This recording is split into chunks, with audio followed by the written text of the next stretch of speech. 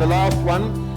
And if you're still thinking, well, I'm still not that sure what Revelation's about, then take courage, because that's often where we end with Revelation. Still not being that sure. But what I'm hoping is that, remember we had that image of sort of how to make bread, and it's getting your hands messy with the yeast and stuff like that. It doesn't mean to say that you're a master bread maker by the end. It doesn't mean to say that you're a master of understanding Revelation. If anybody says they understand this is exactly how it all works, then that will be an interpretation. And really, actually, it's often unwise if we're too dogmatic about these things. What I've tried to give you is some big picture flavors. Like if you say, how do you make bread? And I tell you, and you say, well, that's not how they make it in Madagascar, that's not how they make it, whatever. But there's big things that are similar, aren't there? There's always yeast, there's always flour, there's always oil, water, butter, some sort, whatever. All these different things are general things, but how the bread comes out can be in many different ways. So what I've tried to do is help us to get used to the main ingredients of Revelation rather than an absolute, this is exactly how it's going to be, because I think that the genius of the book is that it can be applied and interpreted down through the generations. The problem with that is that there isn't just one literal application. It's multiple applications, and that's the way prophecy works, and that's the way apocalyptic literature works.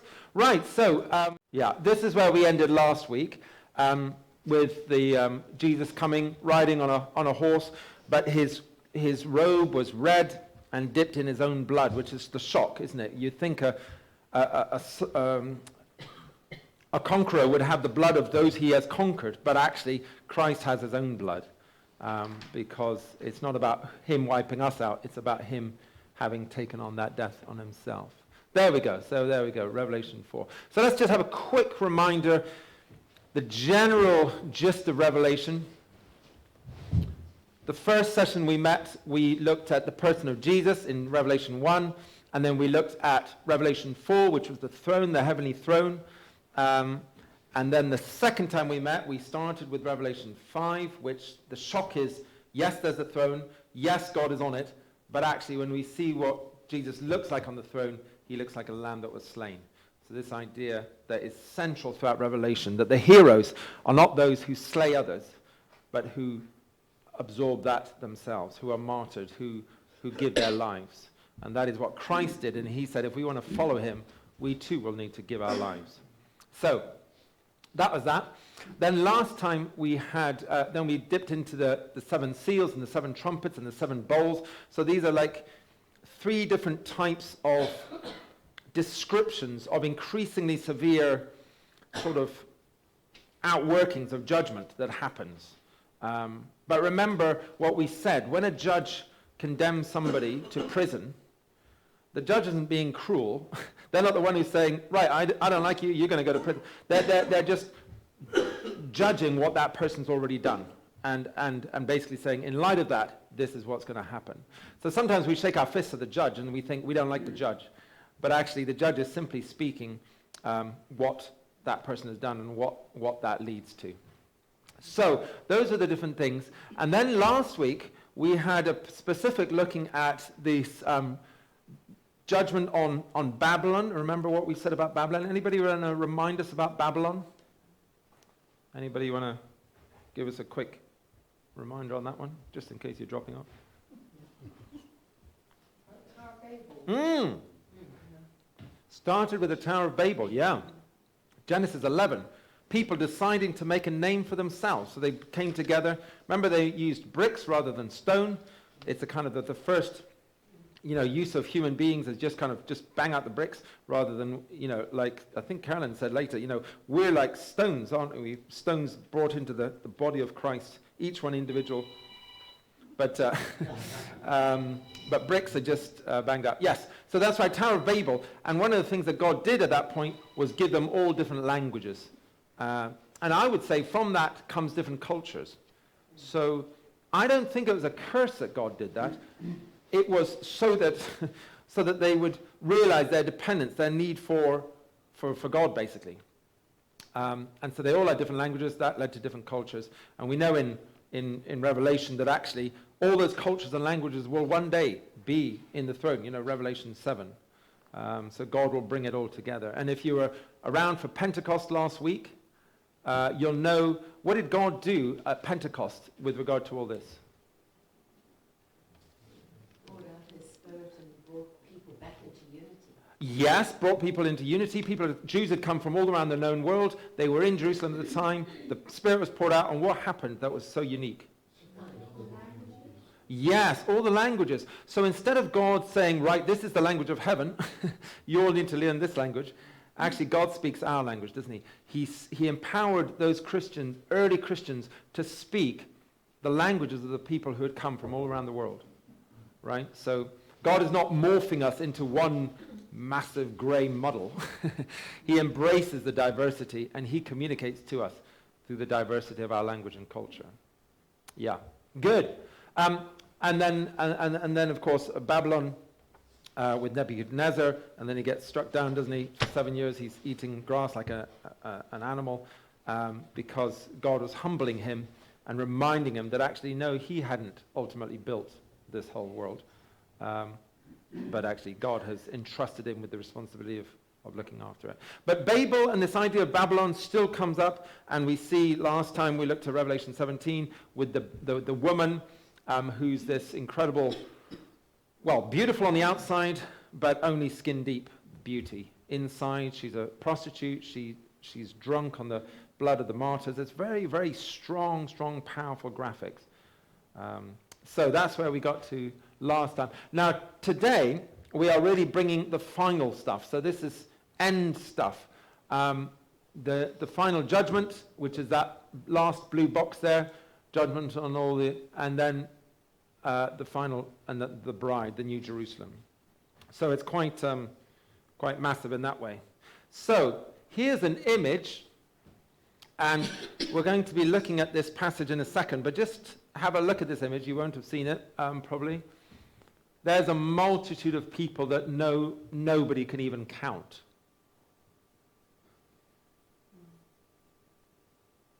There's the 24. Can you see the 24 elders on the left? Why were there 24 again? Why not 23? Yes, that's right. So that's right. 12 tribes of Israel, and then the 12 apostles or 12 disciples. Absolutely. So they add up to 24. And the angels, the multitude of angels. Angels are messengers of God, right? So they don't have physical bodies, but they are sent by God to do things. And they also have a free will. So a third of the angels decided not to let God be God, their God. And they were, in a sense, cast from the highest heavens, but they're still able to do lots of things in today's world. And they're often described as demons today. So there we go. And then there you can see the two books. And that's what we're going to be looking at now. It's really important that we realize that there are two different types of books. And we're going to be looking at that literally now. So, here we go. Here's a painting. I don't know if you find these paintings helpful at all. They're often quite gruesome, partly because they're done in the Middle Ages, but also because Revelation is so fantastical that when you try to capture it in paint, some doesn't always help. But anyway, this is a kind of an idea that you've got God on the throne, and you're going to have basically a people who are on the right here who will not recognize God as God, don't want to see the need for a savior, and on the left, those people who've realized their need for God to reach them, to save them, to give them life. So what I thought we'd do is that we're going to look at this passage. You can use your Bibles if you want, or you can read this up here. It's Revelation chapter 20, and just for a few minutes in groups, if you want to read that little section, so it's verse 11 to 15. Now this, of course, has not happened yet. This is definitely in the future. A lot of revelation is happening all the time, but this is definitely still to come. And it's this ultimate idea of judgment. And just before we look at it, two ideas just to plant in your minds, I think, just to help us with this. The first is, what do you think Bristol City would be like if for a whole month the police were not allowed to make any arrests, No CCTV footage was able to be used in court, and nothing you did or anyone else did could ever be held against you for just a month in the city of Bristol. Yeah. Oh, use the microphone. No cheese there. Oh, yes, there was. Yes. Yeah. So that's right, and that's right. So, we are, as human beings, we're capable of such wonderfully good things. And we're also capable of pretty awful things. Not because we're bad people necessarily. I don't think it's always helpful to say there's good people and there's bad people. I think it's much more helpful to realize that all of us are capable of incredible wonder and also incredible destruction, put in the wrong situation. And so, just very briefly, Zimbardo, a famous psychologist, when I was doing psychology at university, I learned about this study. He did what we call a prison experiment, which was that he got about 50 university students, just random people, volunteers, because they were free, and then he randomly allocated 25 of them to be prisoners and 25 of them to be prison guards. He made a little makeshift place. There wasn't even a proper prison. It was just a makeshift place. And basically the guards had to do 8 hours of duty, come on and off, and then the prisoners were there 24/7. And he didn't tell the guards what to do. He didn't tell them to, insult these prisoners or to do anything like that. He just said, we're just going to run this experiment. Within 2 days from memory, they had to cancel the whole experiment.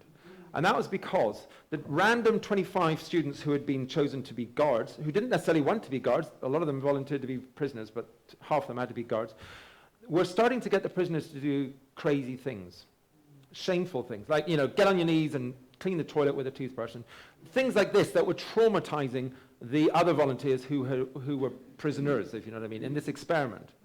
And so they had to stop the whole experiment. Now, the problem with this is the psychologists had to then explain, why did these prison guards do this? Because they weren't told to be cruel. They weren't told to... Now, some people say, well, they watched movies. Everybody's seen movies. They've seen these prisoners do this thing. Prison guards do it, and that's what they... But actually, some of those students admitted to kind of liking the power they had over these other prisoners and actually almost getting a sick kind of kick out of doing these cruel things. And when I read this, I thought, wow, that's very disarming for us as human beings who generally love to think of ourselves as generally good. We slip up now and again. But actually, that experiment just showed that actually a nice average university student can go on to, in the wrong situations, go on to develop all sorts of different things. It was very telling because, of course, it's easy to look back on the Nazi regime and say, well, they only did it because of fear.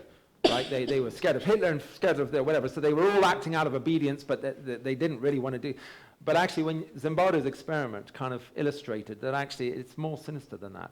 The issue is much deeper than just the human, than obedience or whatever. And so, I guess I'm trying to say, that's the first point, that judgment needs to happen, otherwise life just won't work. You can't have every human being with free will and then no consequences, because, like they say, the golden rule is whoever has the gold makes the rules. That's the sort of situation. The second thing I think to say is that in all cultures, we all think that what we do is important. In other words, our works, our deeds is important. You can't just say, well, it doesn't matter what you do whatever you like, because actually, no, whatever you like will impact a lot of other people. So every culture has realized this. So now we have a problem, because we know that humans are capable of some horrendous things. Secondly, what we do, and there should be judgment. Secondly, what we do is actually valuable and important. We can't just eradicate it and say it doesn't matter, For example, So let's now look at this passage. I'll give you a few minutes in your own groups. Just have a look at this passage and see what you make of it. Just a few minutes just to do that, and then we're going to have a quick discussion on it. So go for it. It's just chapter 20, verses 11 to 15. So it's just those 5 verses.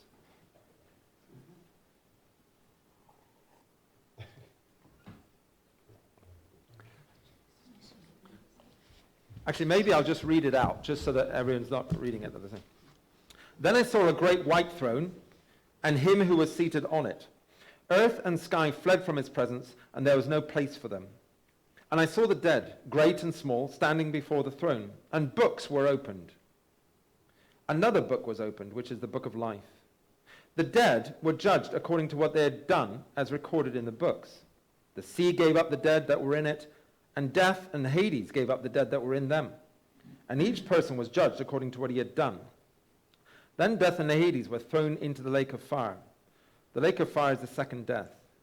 If anyone's name was not found in the written in the book of life, they were thrown in the lake of fire. So that's the harsh passage we're trying to get our heads around. So just a few minutes to discuss that, and then we'll try to figure out where we're going with it in a minute. Okay.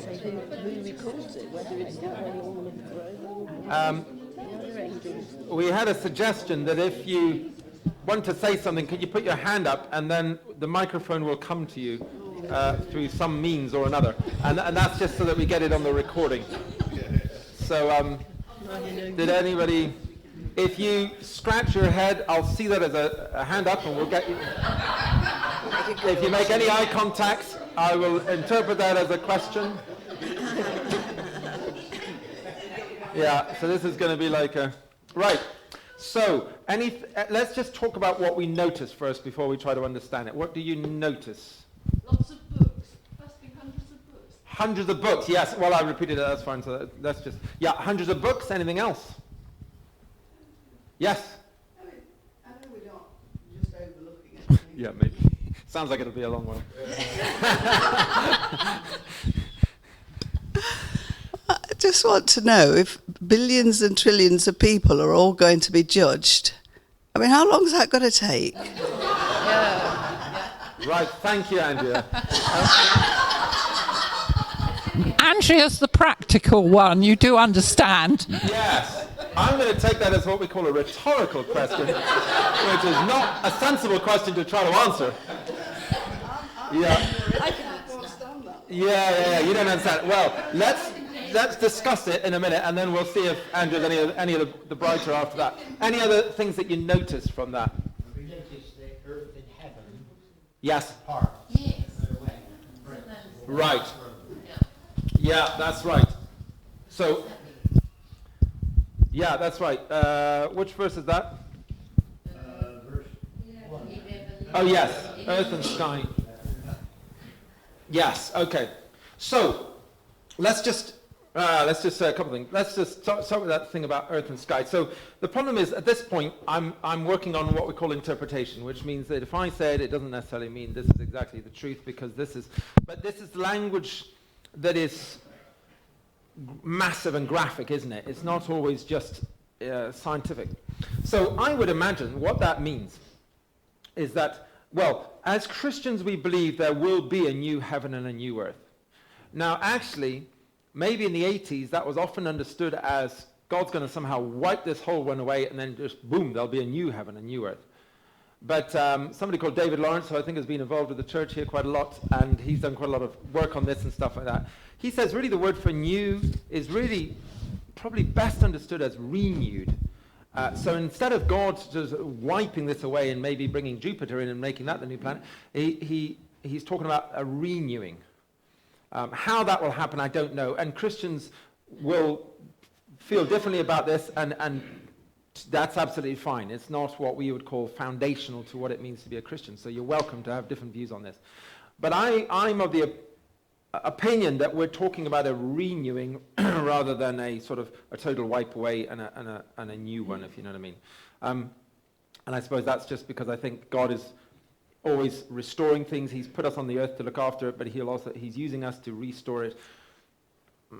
Anyway, so that's another whole debate. But in this question of verse 11, I imagine what it means is not so much that earth and heaven literally just disappear and no longer are, but rather that all is revealed.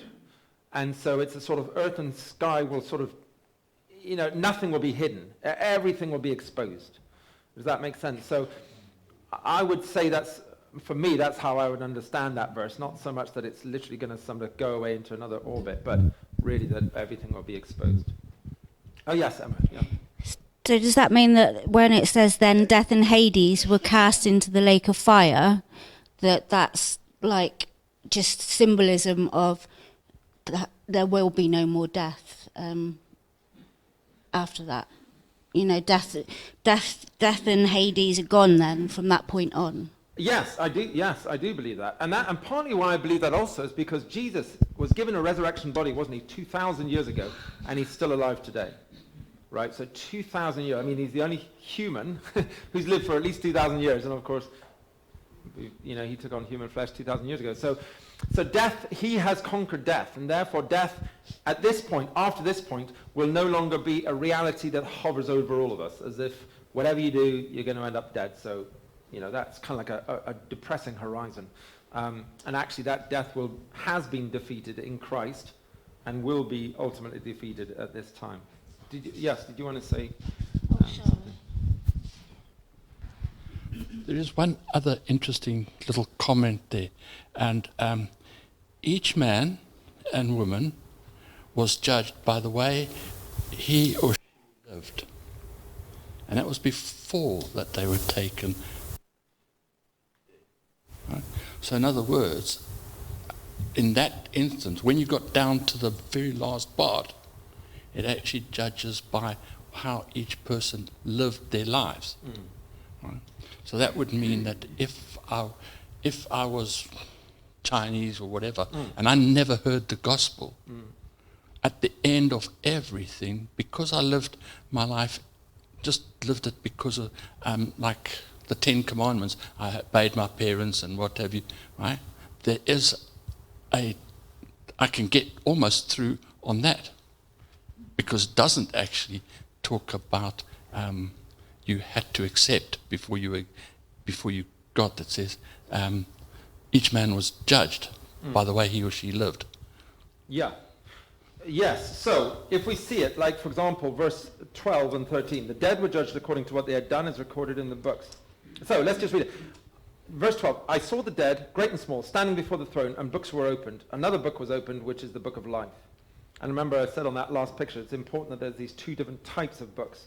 The dead were judged according to what they had done, as recorded in the books. Yeah, which is what you said. And there'll be masses of books. I mean, capturing even just all the works that one human being's done. I mean, never mind the billions that there are. So of course there's masses.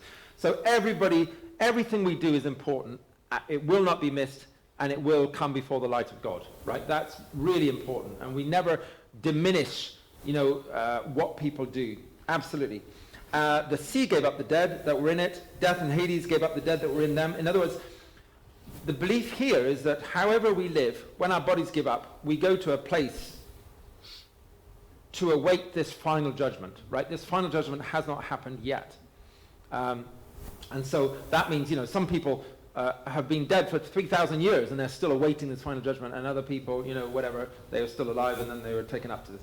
So that's the situation. So everybody in all through history will come before the throne of God to be judged according to what they have done. However, verse 15, if anyone's name was not found written in the book of life, they then went to the lake of fire. So there's the distinction between all the books which capture what we've done and the book of life which captures what Jesus has done. Jesus gave his life.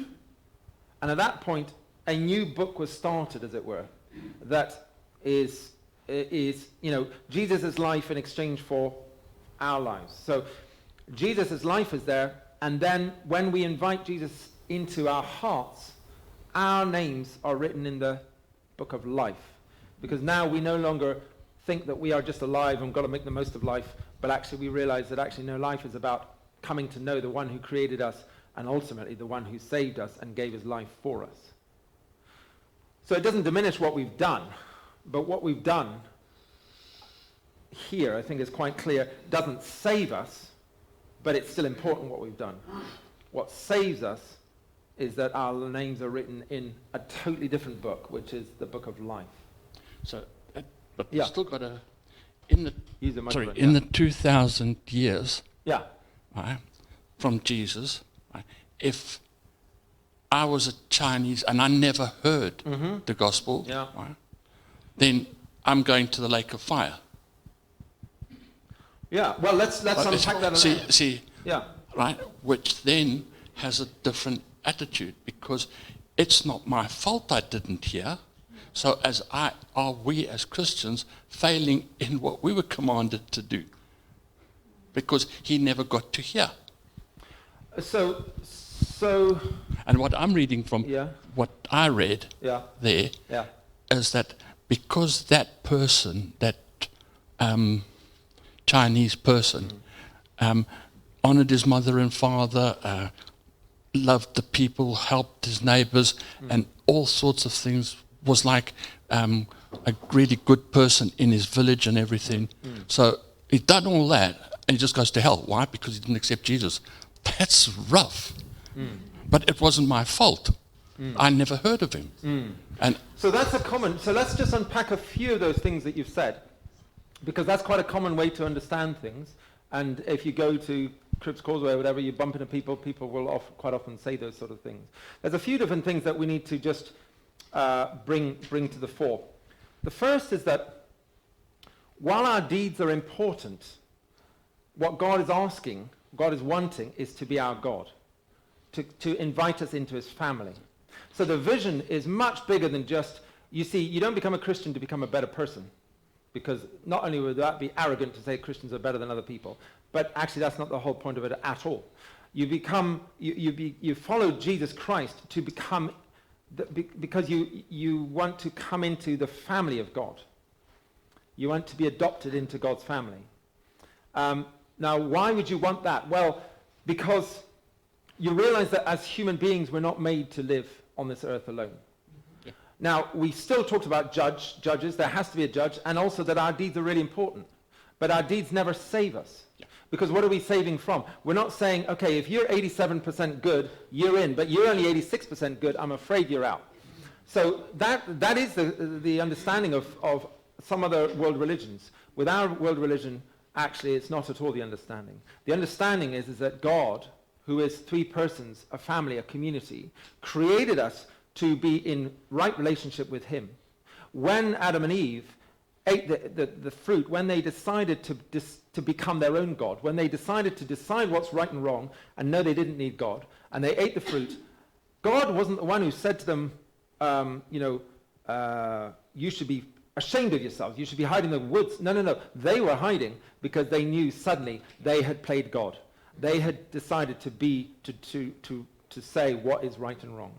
And the rest of the whole Bible is God trying to reach us, yes, to expose what's not okay about us, but actually ultimately to say, you'll never be okay in my sight.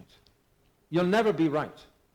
Now, you might say that's harsh, but that's like saying to the sun, sun, you shine too brightly. I think you should be only like as bright as the moon, because then I don't get sunburn. But if you're as bright as the moon, no life will be sustained on this earth. So when we come before God, and for me, it happened at the age of 16, amazingly, God exposes us to the fact that actually we're naturally not recognizing God as God. And that is the heart of the issue. Now, if you say, well, why is that the heart of the issue? If you have children, right? Imagine you have two sons. The one son lives squeaky clean life. He does everything that's expected of him. He never puts a foot wrong, but he doesn't recognize you as father or mother. And the other son often makes mistakes, often does things wrong, late back, said he would, but he loves you as a father or mother. Which child will bring you more joy? You see, God is not primarily saying, look, you have to be 98% or 78% or whatever percent of good to be right with me. He's saying, actually, I want you as a child. And to be a child, I have to take on your death. I have to exchange my life for your death. I have to, on the cross, I have to allow myself to be killed so that for the first time ever, God can embrace you in his family. And that's what the book of life means. That, it doesn't mean that your deeds don't matter. It means that your deeds can't save you. Because although we often say, well, imagine if somebody in China, they've obeyed all the 10 Commandments, they've never done it. Actually, they haven't. Because the first commandment is, you shall have no other gods before me. In other words, if we don't know God, then that already is the broken relationship. And the other things are an outworking of that. But you see, the other thing is what they were taught, and that was to Buddha. Yeah, okay, let me hear Emma's point, and then we'll talk about that. Yeah. I think what Graham was trying to touch on, Yeah. which I had the same question, was what if you've never heard the gospel? Yes, that's a good point. So let's go on to that one. So what if you've never heard? So firstly, that is why we need to be telling people. That is why, faith comes from hearing.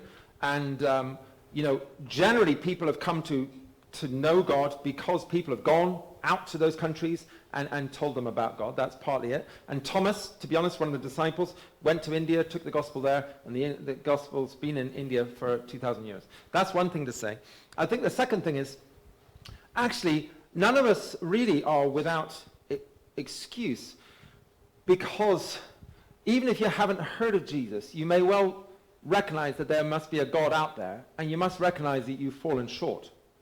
In fact, world religions were often developed to try to deal with this idea. So they had all sorts of different sacrificial things you had to do, or pilgrimages you had to make, or lots of different ways to try to make yourself right with this God who must be up there somewhere. Or maybe in the case of Hindus, 33 million gods.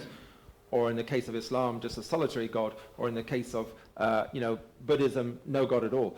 So everybody's come up with lots of different ideas as to what God must be like, and also how to then get there, if you know what I mean. What is distinct about the Christian faith is that God's come down to us. And God has come down to us and said, actually, not only can you not get to me by being good, but it's not really ultimately about being good. It's ultimately about knowing me as your God, as your Savior. Is that, yes, Eric, just, and then you can have a say something else. Just a couple of thoughts. You'll see where I'm going with this, I'm sure. In John's Gospel, it talks about Christ is the light that came into the world and who gives light to everyone who is coming into the world. Now, some of us have been exposed to the full light in that we have heard the Gospel, and we can make a choice whether we follow Christ or not. Yeah. If I hear the Gospel, and I'm told that, whatever I do would never make me a person who's holy. I might be a good person, but I would never be holy like God. And that's what God wants of me as his son. Therefore, if I reject that, and if I turn around then and say, but I'm going to work for these charities and I'm going to do so many good works, that'll get me there, then at the end of the day, I will be judged guilty because I turned down the greatest revelation of the light you could possibly have. So it's a matter of decision and choice in that sense. If I haven't heard the gospel, then he is still the light who gives light to everyone coming into the world. And that light can be through, as Paul says in Romans, it can be through creation. There must be a maker of all this. Therefore, he says they're without excuse. Conscience, and if a man hasn't heard the gospel, or as Paul puts it, if without the law, if he does by nature what is in the law, like, I mustn't steal, because that's wrong, or I mustn't commit adultery, that would be unrighteous. He hasn't heard the gospel. At the end of the day, he will be judged according to the light that he has received. That light comes, ultimately, obviously, from Christ himself. I think what we've got to be careful of here is that, salvation is not by works. Salvation is found in Christ alone. But even the person who hasn't heard the gospel and wouldn't know the teaching about the cross or anything, probably never heard of it, if in his conscience he's responded to Christ, the light that he does have, obediently, then he is saved by faith. And response to God.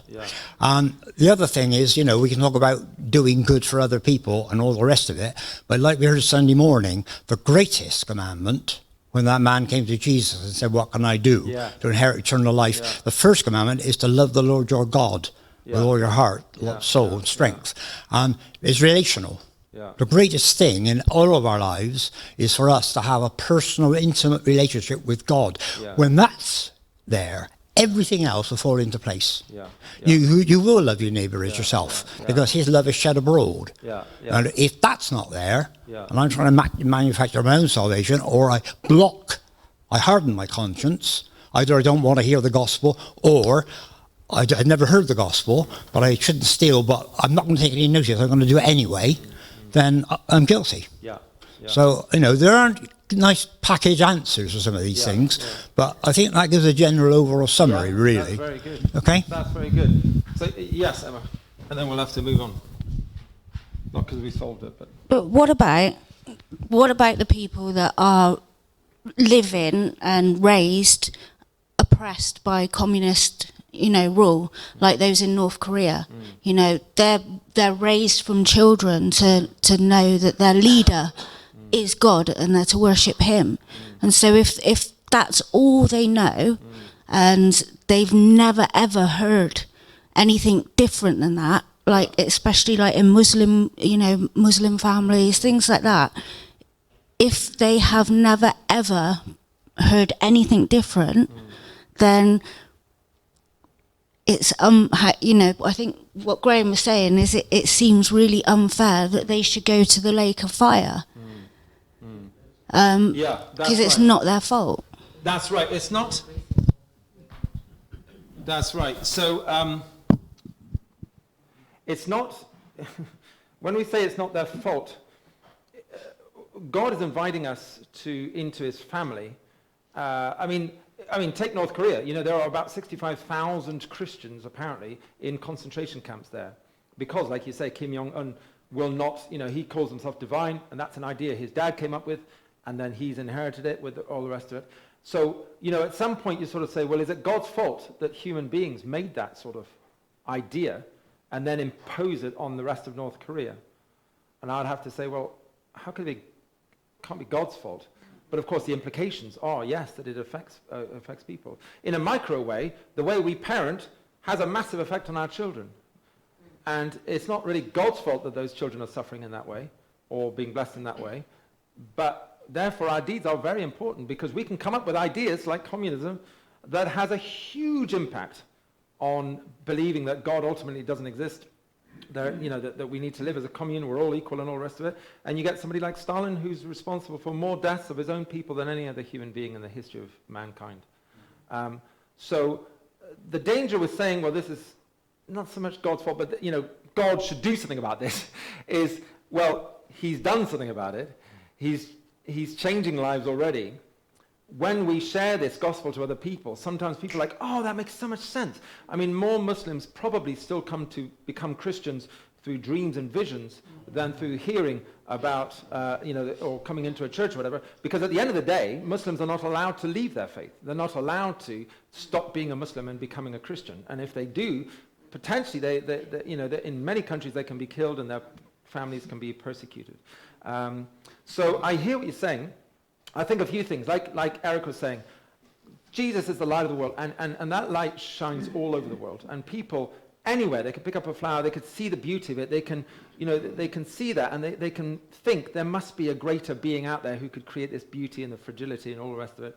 Secondly, there's the conscience, which we all know that none of us really want a video screen of our whole lives and our thoughts and our intentions put up in front of everybody. No human being I know would even want that, even though we might easily say, oh, there's a good Chinese man who's obeyed all the Ten Commandments. That just doesn't happen. There's whole areas of our lives that we're ashamed of. And I think what we're trying to say is this. This is the last illustration with this. Imagine this guy called John Lennox, he gave this illustration. He said, imagine I went to university and I met this beautiful woman and I said to her, I want to marry you, but you need to be able to cook up to this standard, and you need to be able to clean my house up to this standard. And if after 40, 50 years you have maintained this and achieved this, then I will marry you. Now we laugh, but is that not pretty similar to what a lot of religions are saying? Is basically, I'd like to save you, but you need to live like this and listen to this, and maybe at the end we'll see if you've been a good enough person to warrant becoming my wife, for example. We do the opposite, actually, in real life. We say to a person, I want to marry you, and we make that step and we marry them, not because they're perfect, but hopefully in that, because of that love, and out of that love, they want to do those things. They want to serve us, they want to, whatever, and they want to work with us and mutual and all, they have a good marriage. But it starts with that relationship. And then how you live as a married person is in light of the fact that you are already married. So this happens all in our lives. But when it comes to God, we have a temptation to say, well, it's not fair. God should really judge us on what we've done. Well, he will. What God's saying is that what I want to be is I want you to be in my family so that your life, even on this earth, is not on your own. It's in light of who I am. And it's outworked in that sort of a way. We're going to have to move on. Is it last to do with this? Well, if you want to move on. Yeah. You know the time. Yeah. I think we better. But very good questions. You see how, wow, it's such a massive passage, isn't it? And so, if we want to discuss more, let's do it over lunch, because these are really good questions, and I'm not trying to belittle them, it's just that we do need to move on a bit.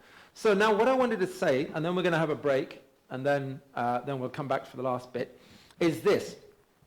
Revelation is written in sevens, and we said already 7 is the idea of completion, perfection, but it's basically the God signature. It's like, God created time, 6 days, and then 1 day of rest, and all the rest of it. So, you've got it on your sheet, but I'll just talk you through it very briefly. The first 7 is the letters, 7 letters to the churches, and you can see there, Revelation 2:1 to 3:22.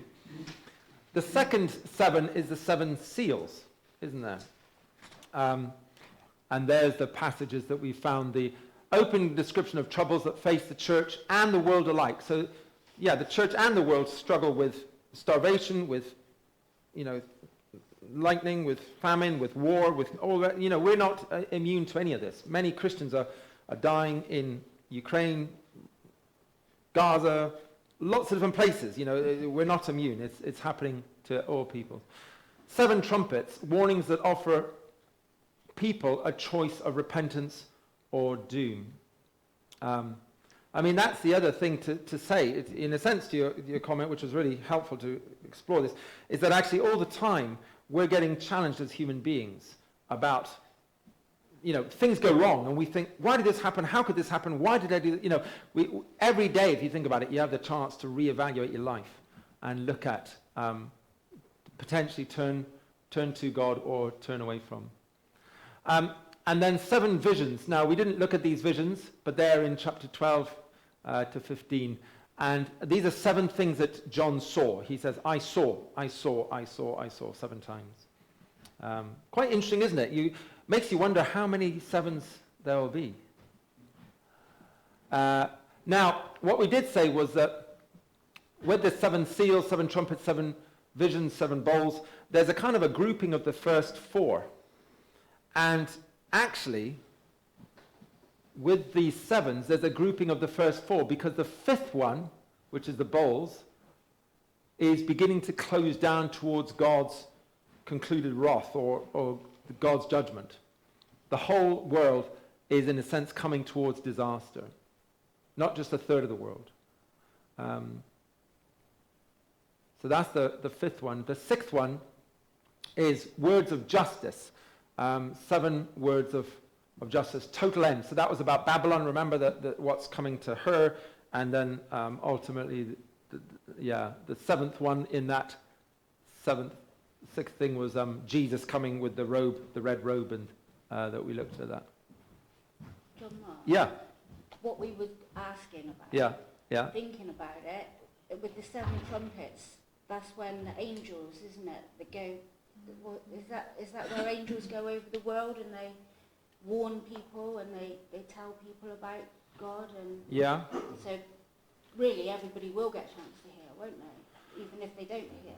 Even if they haven't heard it, well, an opportunity. I think that's right. I think partly, I don't know exactly how that'll work, but I think what we're saying is that when bad things happen, it causes all of us as human beings to think, oh my goodness, what is happening? What is this world coming to? Have you ever heard people say, what's this world coming to? When we watch this stuff on the news, we think, my goodness, could this really happen in my lifetime? I remember when I was a small child, it was about, nuclear between Russia and America and a massive, so there's often these massive threats. And what God's saying is that these threats are supposed to make us think, actually, who am I living for? And how am I going to navigate life? Because it's way bigger than I am. It's way bigger than one human being. Sorry, I just missed the next one. Is it working, Alan? Oh, okay. Yeah. So here we go. There we go. Now the seventh. So what we've been looking at today is in a sense on the seventh floor. If you're not following this, don't worry, it's not crucial that you do. But it's just, people have realized that the book of Revelation isn't just 1 7, it's 7 sevens. In fact, any passage of the book of Revelation you can see is one of these 7 floors, if you want to see it like that. Now, the seventh of everything was always the stuff of the next reality, the reality to come, ultimate reality. And we've just been looking at, we didn't look at the end of Satan, we looked at the final judgment, which was actually the sixth floor, sixth window on the 7th floor. So I'm just a bit scared I'm going to be losing you. So what I'm trying to say, I'll just put these up and then I'll explain one last time. So you can see that we're on the 7th floor there, and we're looking at ultimate reality. So from Revelation 19:11 to 21:8 is every single passage there is about ultimate, final, this is it stuff. And we've looked at the 6th window of that, which was with regard to judgment, books, and the book of life. So this seems to be the way that Revelation, the actual book of Revelation, is structured, which is quite amazing. And the 7th, we say, is very important because, God created the world in 6 days. Who knows whether they were literal days, but the point is he structured time so that you have 6 days of working and then a 7th day is the day of rest. On the 6th day, which is a Friday, Jesus was crucified, wasn't he? On the 7th day, he, in a sense you could say he rested because he was literally in the grave. But on the 8th day, now, the number 8 hasn't really been used in the Bible much up until now because it's all in sevens. Until Jesus rises on what is the 8th day, right? Because Sabbath is the 7th. So the 8th day is the first day of a new age. When Jesus rose again on the Sunday, that first Sunday, and that's why Christians celebrate, they have church on a Sunday and not on a Saturday, a new age was started. Jesus came to life, was given life that day, and he's never died, 2,000 years later. You can go to what they think is his tomb, but it's always empty. There is no place where Jesus was buried. Well, not that he's still buried. He's alive today. This is why this changes us, rather than just it's a religion that you need to try to follow and do your best to follow. Because our founder is not dead. He's still alive 2,000 years later. And he, of course, is the guarantee that when our bodies give up, we will also be given new bodies that will live and never die. Hallelujah. Hallelujah, yeah, absolutely. So, and for those of us who say, well, that takes a bit too much faith, I would encourage anybody to say, Jesus, if you're out there and you really did come back to life 2,000 years later, please show yourself to me. Because if he's alive, he can get through to us. If we're willing to listen and look for him, he can get through to us. So, 8th day, 7 scenes, 7 sections, 7 times 7 is 49, but interestingly, it's the 50th year was the year of Jubilee. So, remember, God had called Abraham. Abraham had become a multitude, a whole people in Egypt. Moses saved them out and brought them to a new land for them to live in. And God set up this precedence, as it were, which is a fascinating thing, because remember, the Jews are very good at making money. But one of the issues is, what happens when the rich get rich? Well, it tends to be that the rich just get richer, right? I mean, look at our society today. There are more billionaires than there's ever been before, right? And yet there's also more starving people. So differences always grows, because some people are naturally good with money, some people are not, and it just compounds. So on the 50th year, like imagine, I'm not potentially great with my field, or I'm not, whatever, and I've come to somebody and said, can you buy me out of my field so that I can feed my family? You can own my field, and I'll work for you, and that'll keep my family alive. And that would happen until the 50th year, when that person who bought my field has to give it back to me, and it becomes my field again. So that no matter how bad life goes, after 50 years, people were given the land back that they had to sell because of disasters or whatever in their lives. And interestingly, I'm not too sure if this actually ever really happened, but I hope it did. But I don't know if the Jews actually went through with this. But the concept is there, that the Jubilee is going to be the 50th year. And I think what we're trying to say with regard to this is that the 50th year is the start. It's the 8th day. It's the start of something new. So when you're reading Revelation and you think, oh, it's all sevens. There's seven sevens. Oh, but hang on, we're not at the end of book of Revelation. We're only at the end, we've only done chapter 21 to verse 8. But there's still more revelation. That's the 8th level. That's the Jubilee level. That's the new era level, as it were. And so that's the idea there from 21 verse 10 onwards. There are actually 7 revelations of the new heaven and the new earth. Any quick questions on that? Because I've slightly galloped through it, and then we're going to have a break.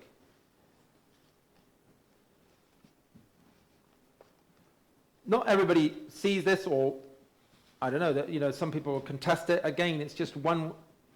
I think it's a helpful way to understand the book of Revelation, with these 7 sevens, and then the 8th, the 50th, the new millennia. I think it ties it in well with the rest of the Bible, but you're welcome to disagree. This is not life or death. Not yet? No. Well, let's have a break and get a coffee or whatever, and then we'll come back to the last bit. Thank you. So it's don't even go there, but I think when we discuss this stuff, you learn and you grow through it, even though you're grappling with huge issues, and it's actually hard to say things simply and coherently always, but it's big stuff and it's good stuff. So what I wanted to do for the last bit was 2 things. There we go.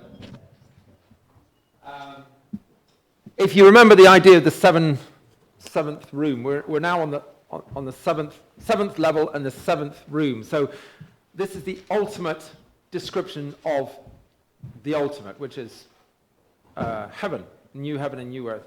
And I just thought this is a really wonderful image to try to look at. So if we look at chapter 21 and just the first 8 verses, and would anyone like to read it out loud with the microphone? And then... You're doing a great job, by the way. Thank you. Yeah, you haven't had to get up nearly as many times. I know, yeah. I'm stuck to this chair. Oh, are you? Yeah, I didn't know what was wrong. So Carolyn's going to just read so that we have it all out loud together. And then just a few minutes in your groups to discuss 21, verse 1 to 8. And this is the new heaven and the new earth, but bearing in mind the idea of new, renewed. Yeah. Then I saw a new heaven and a new earth, for the first heaven and the first earth had passed away, and there was no longer any sea. I saw the holy city, the new Jerusalem, coming down out of heaven from God, prepared as a bride, beautifully dressed for her husband. And I heard a loud voice from the throne saying, "Look, God's dwelling place is now among the people, and he will dwell with them. They will be his people, and God himself will be with them and be their God. He will wipe away every tear from their eyes. There will be no more death, or mourning, or crying, or pain, for the old order of things has passed away." Hallelujah. He who was seated on the throne said, "I am making everything new." Then he said, "Write this down, for these words are trustworthy and true." He said to me, "It is done. I am the Alpha and the Omega, the beginning and the end. To the thirsty I will give water without cost from the spring of the water of life. Those who are victorious will inherit all this, and I will be their God, and they will be my children. But the cowardly, the unbelieving, the vile, the murderers, the sexually immoral, those who practice magic arts, the idolaters, and all liars, they will be consigned to the fiery lake of burning sulfur. This is the second death." So there you've got the list of who's going in the lake. So let's just a few minutes in your groups just to talk about anything that you noticed there. Remember, Revelation is often referring to stuff that from the whole Old Testament and the whole Bible so far. Few thoughts, and then we'll discuss that briefly, and then we'll be near the end. So 2 or 3 minutes. With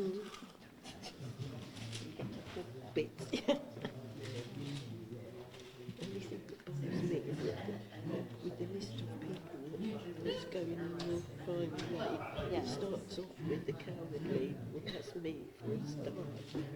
Can I get more of a coward? That's what you've got here in Jesus. So He'll take care of that. yeah. Okay. That's it. You haven't because he is just He is. what he actually got, he gives you strength to it. Yes. Yeah. Thank you. But yes, you're quite right. So you don't have to be afraid. No, he's sort of, yeah, that's the wonderful thing, really, is that this is what he has sorted out. Because we can't sort it out. Okay, 1 more minute. So he's done everything. Our picture with light. So for those who are outside of God,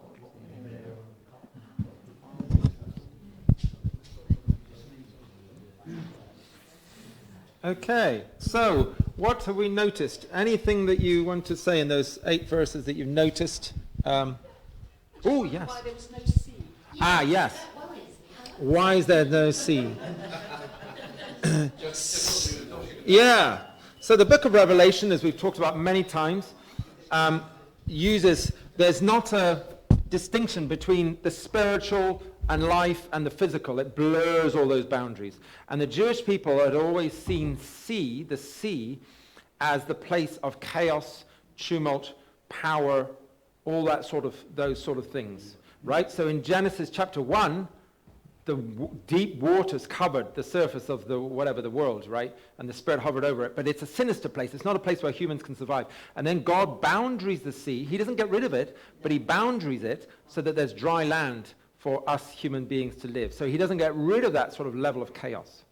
But that level of that element of chaos has always been in the Jewish understanding of things.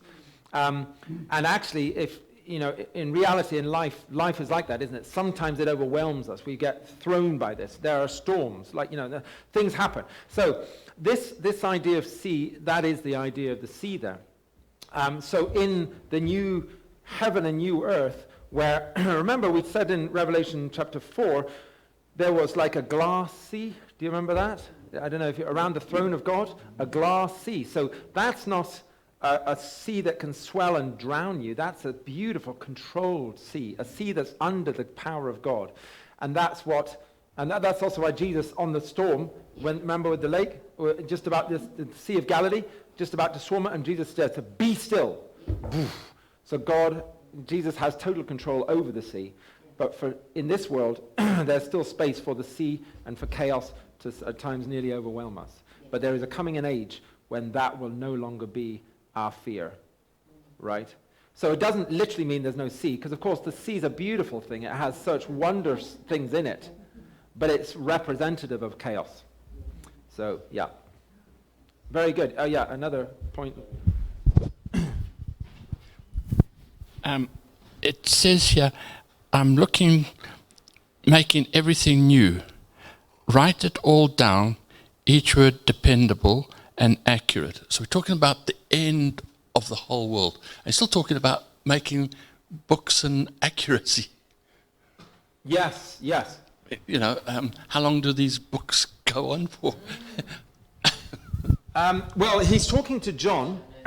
He's talking to John, and he's saying, write this down, for these words are trustworthy and true. I'm making everything new. I think it's a reminder of what's happening here. John is not making this up. God is revealing it to John, constantly reminding him to write it down, because this is supposed to, remember, this book is supposed to bless all peoples. And this idea that actually God is renewing all things. Just like he renews our lives, but of course that takes time, because although I'm a child of the living God, I still look a lot like my old self many times a day. And Jane's nodding her head. I presume you... oh, for you. Oh, okay. I thought, you cheeky thing. I didn't realize it. No, I'm joking. No, you're absolutely right, Jane. I am like, yeah, oh my... No, but it's like the marriage idea, isn't it? You know, you marry somebody. Somebody said that actually on the day of the wedding, the bride really wants to hear one word, which is, you look perfect. You're perfect. Now, of course, she knows she's not. She's probably had to put lots of different makeup on, lots of different things and all the rest of it. And if you scratch too far, you know, you'll really... But that's the idea at that wedding, that you are beautiful and perfect on that day. And you come together with the groom. And in many ways, that's what God says to us is, in my case, John Mark, you're perfect in my eyes. Not because, of course, I am. He sees all things, but because I've let Jesus, let Jesus' life take the place of my life, essentially. And I've allowed Jesus to come into my life. So just like when you get married, you know, you say to the person, you look perfect, but what you mean is, I'm giving myself 100% to you, and you're giving yourself 100% to me. And that is the start of everything. And then, obviously, out of love, then you seek to live for the other person. But, yeah. Any other things that came out of that passage? What Jesus said at the end, where it is finished, in verse 5. Yeah. The Alpha and the Omega, just like he did on the cross. Exactly. It's finished. I've done it. It is finished. Yeah. In fact, how many times do you think Jesus is called the Alpha and Omega in Revelation? 7. Exactly. Yeah. It's amazing, isn't it? But absolutely. So not only do we know, you know, when people say, well, did God create the world? And we all have different ideas as to how maybe he exactly did it. But we know, according to the Bible, we know more accurately than that. We know who created the world. That was Jesus created the world, right? That's what we find out in Colossians 1 and other places. And now we also know who's going to judge us. When you say, well, what right does God have to judge me? He's been in heaven all these years, and he don't know nothing about what... Well, actually, it's Jesus who's going to judge us. And he's the one who was judged by us at one point. His life was put on the cross. He absorbed what can be our death, and he, in order to offer us his life. And in light of that, he will judge us one day. Of course, like we said, if our name's in the book of life, then we basically, yes, he'll still judge me. And if you've ever encountered God, you realize that nothing's hidden in God's sight. But that judgment is not a condemnation as a release, actually. Yes, John Mike, I saw you thought that. I saw you wanted to do that. I saw you harbored that. I saw you did that. But you're a child of mine, and I welcome you. And in that kind of grace, well, yeah, nobody is proud of what they've done, you know, those destructive things. Any last thing that you've noticed in that passage? There might not be, doesn't have to be, but... I think that reference to the living water, I will give water without cost, spring of the water of life, and, you know, Jesus declared, out of me will all rivers of water. Yeah. Yeah. That's right. I mean, it's actually, the human experience there is incredible, isn't it? Like you say, this river of life, The dwelling of God is with people. He will live with them. They will be his people. And God himself will be their God and be with them. Yeah, so there's the language of Revelation. This is why with this image, I don't know if you can spot yourself in that picture, but we are the bride. We are that bride. We don't look great necessarily to our own eyes and eyes of others, and often people say, well, I believe in God, I just don't like the church. But actually, that is what Christ is doing in us and through us. And we are that bride. And there's the Lion of Judah. So the dwelling is with, absolutely, and that's why we go on about, as Christians, isn't it? It's all about relationship. And as far as I know, it's the only religion that it's all about relationship. I've never come across another religion that's, and when I say religion, I'm even talking about sects, like for example, the Jehovah's Witnesses, or those sort of groupings of people who, if you say, is it all about relationship, they'll kind of look at you like, well, not really. It's about doing good and doing good before God, and God will see it and judge it and make it good. Yeah, Emma? My friend has just started exploring Catholicism. What is the difference? And will Catholics go, do Catholics believe the same thing? Will they go to heaven as well? So Catholics, there was a time when there was only the Catholic Church, right? Because in the 3rd century, when the Caesar basically made Rome, the Roman Empire, a Christian empire, that was Catholicism. And of course, later there's been reforms and different things like this. But Catholics believe the same, absolutely. But of course, down through the years, the church has also been influenced by external influences. So, for example, the Catholic Church would have more things that resonate with what the Romans might have believed in than we would. So, if anyone believes in Jesus and invites Jesus to come into their lives, absolutely, they're a follower of Christ. It doesn't matter what label. But just because you have an external label doesn't mean to say that you've really asked Jesus into your life. You know what I mean? So it's nothing against Catholics. It could be anything. Eastern Orthodox, Brethren. Anywhere you go, you'll have people who think they are part of God's people, but actually they are still their own God. And often the religion has got in the way of that.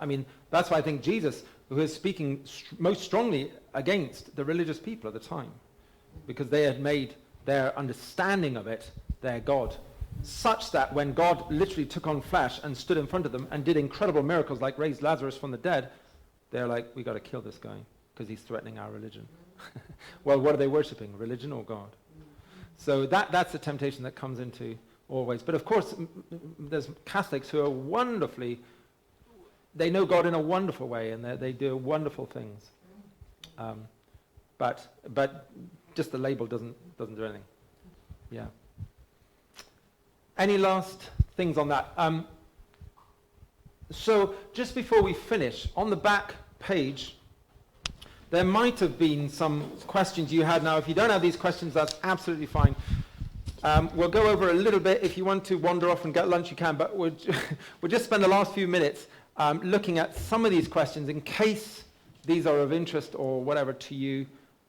If not, then we can thank God for the food and thank God there's not more questions. No, sorry, no, that was frivolous. So anybody got some thoughts or kind of questions on this or something else about Revelation? Because we've had to bring it to an end. Otherwise, how long's a piece of string?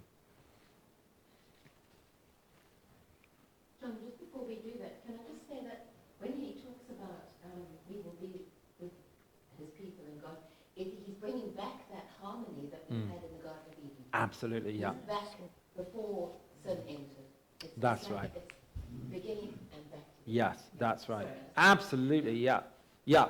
But it's also, if you've ever had a broken relationship and then it's been restored, somehow it is the same, but it's also in some ways more precious because now you know what it's like to have gone, So in that sense, I think it'll be even more precious. But you're right, it's a similar image and very, very similar idea of what it was when God first created the world in Genesis 2.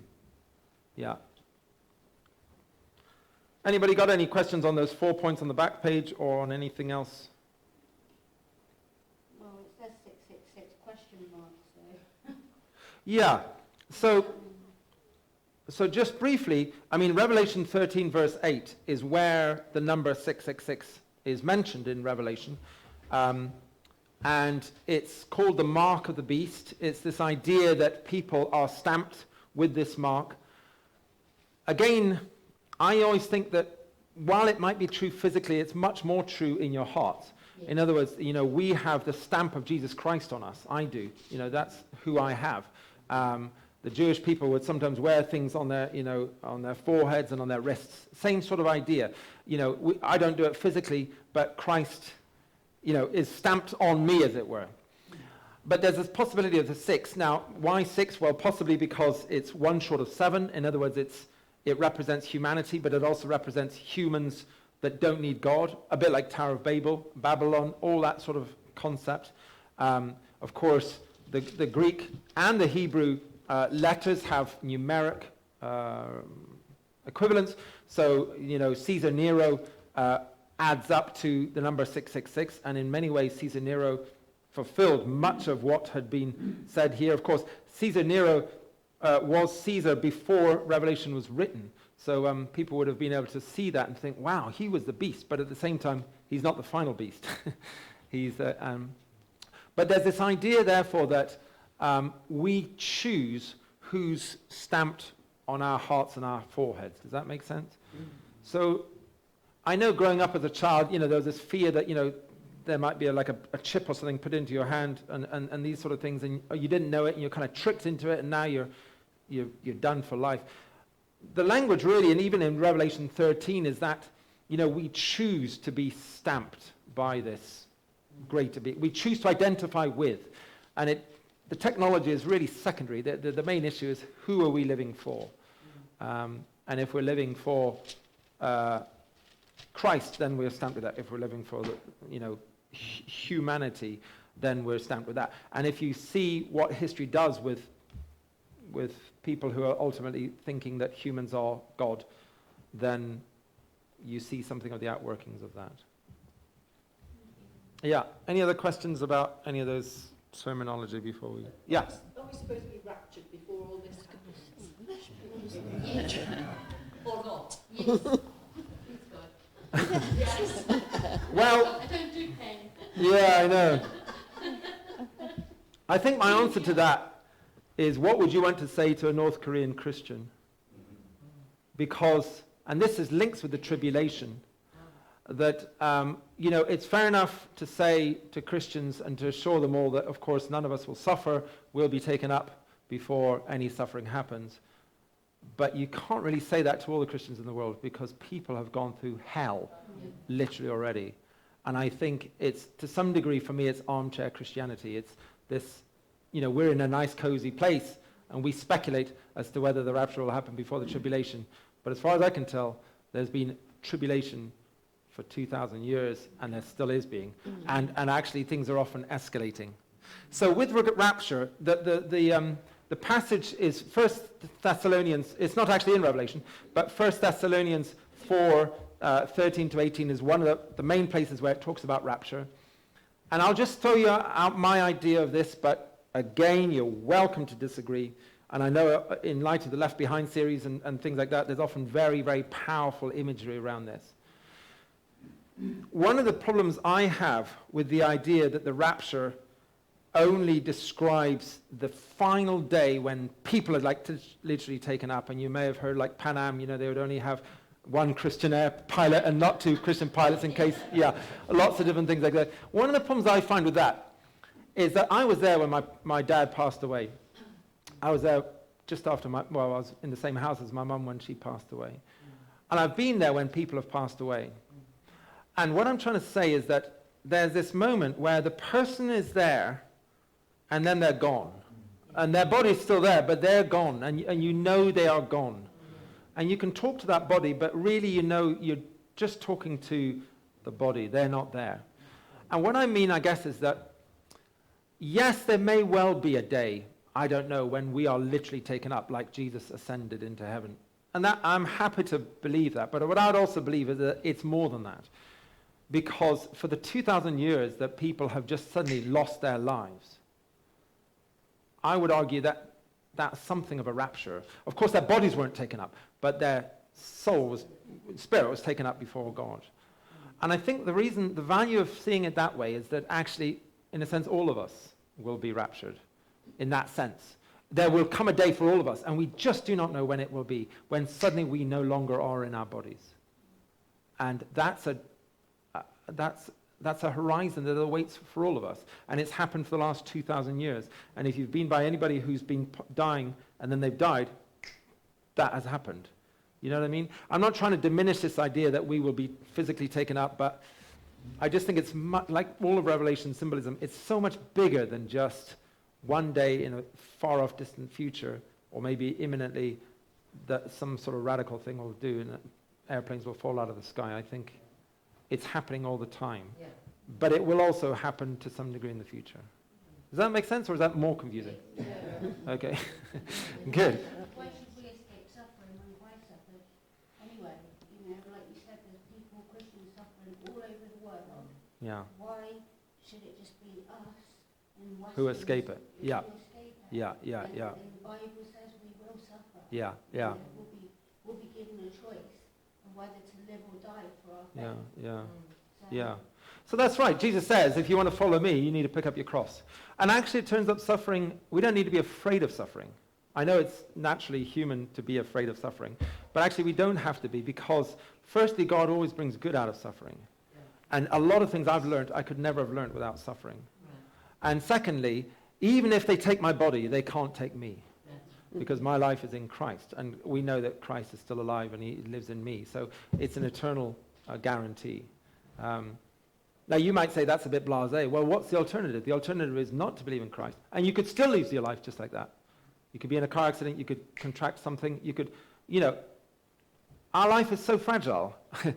The choice is, do we want to know the one that we're going to go meet and therefore have that assurance that actually our bodies are not everything? Or do we want to live as though this life is everything? In which case, you're still going to lose it. I don't mean that flippantly. I just mean that as let's face this as human beings. Any last question on that? I think with the millennium, I would say a similar sort of thing. We've just read a whole book that uses numbers symbolically. I mean, to represent much more than just the literal number. So why would God choose 1,000 calendar years rather than use that idea to represent a long period of time that is in God's control and that is known by God and that is, the right amount of time.